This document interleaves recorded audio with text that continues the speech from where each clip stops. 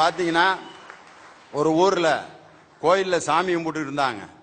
அந்த சாமி கும்பிட்டு இருக்க ஆளுங்க பூரா போய் சாமி நீ தான் எங்களுக்கு எல்லாம், சாமி சாமி எனக்கு எல்லாம் நீ தான் செய்யணும், பிள்ளைகளுக்கு படிப்பு நீ தான் கொடுக்கணும், என் வீட்டுக்கு நீ தான் நல்லபடியாக இப்போ காப்பாற்றணும், என் மனைவிக்கு சோகம் இல்லை அதுக்கு எல்லாம் நீ தான் சாமி சாமி சாமி சாமின்னு கும்பிட்டுக்கிட்டு இருந்தாங்க.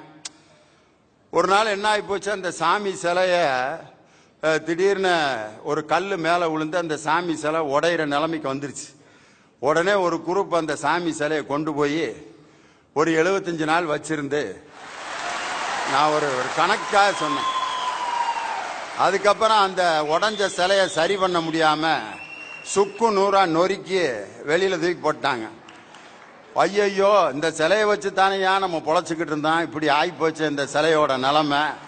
இப்போ கோயிலில் உண்டியல் வருமானம் போயிடும், நம்மளுடைய பொழப்பே போயிரும் ஐயா, என்னடா ஐடியா பண்ணலான்ட்டு திருப்பி கோயிலுக்கு வந்திருக்காங்க.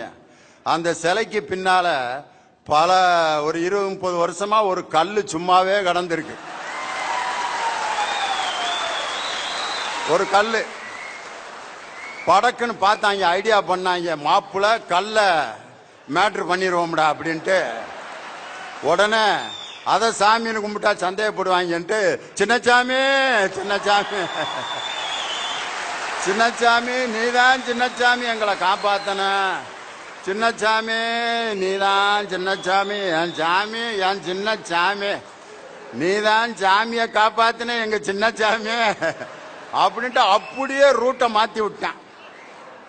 டக்குன்னு அந்த கல்லுக்கு ஒரு விபூதி அடிச்சான், குங்குமத்தை போட்டான், சின்னசாமின்னு பரப்பி விட்டாங்க. எல்லாம் கும்பிட்டுக்கு இருக்காங்க. இப்ப எத சாமிக்கு பின்னாடி சும்மா கிடந்த கல்ல நான் ஒரு ஊர்ல நடந்ததை சொல்லிக்கிட்டு இருக்கேன்.